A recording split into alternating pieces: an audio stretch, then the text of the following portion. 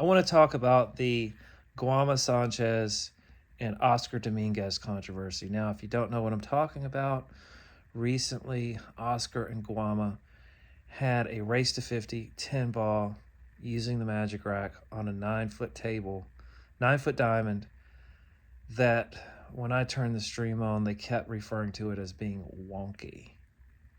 And I thought, okay, it happens. So the match comes and goes.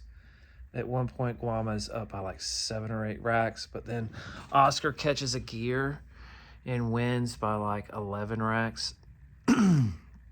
Hats off to Oscar. He actually got paid this time.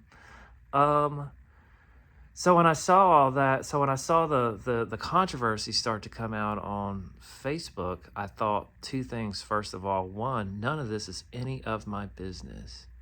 And two, I wasn't there to see any of it, and I don't know any of these guys.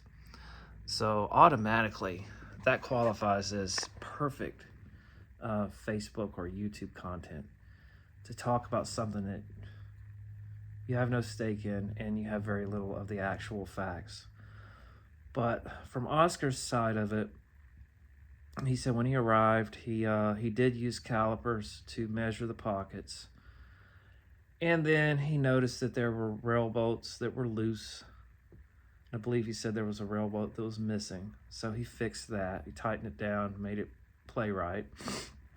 But this was not known, according to Guama, this was not known to him. So the accusation is that Oscar was cheating. Now there's a counter accusation that all the wonkiness to begin with might have been Guama's people doing that. So who knows? If I go with just what Oscar says, do I think that's cheating? No. Would it have been better for him to make sure that Guama knew about it? Yes. So there isn't an appearance of impropriety. That would have been good. That would have been advisable. But when you're playing a race to 50 and you feel like you can put up $80,000, no matter what the table is doing, you need to, within a few games, figure it out. I'm not nearly as good as either of those guys, but I can come in and within a game or two on a table know if something's not right. Which leads me to this point.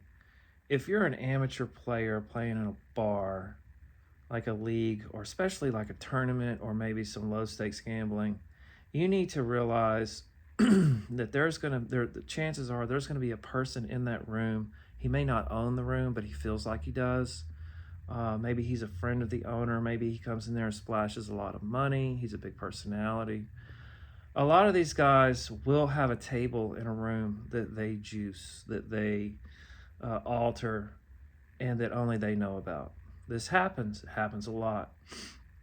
I watched it. I watched a guy one night in a bar do it. Just introduce a little bit of a lean to the table. It wasn't severe, but it was just enough.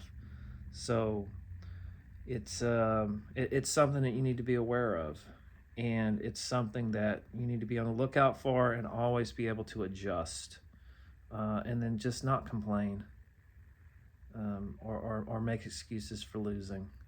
Well, that's about all I have. Hope everybody has a good day.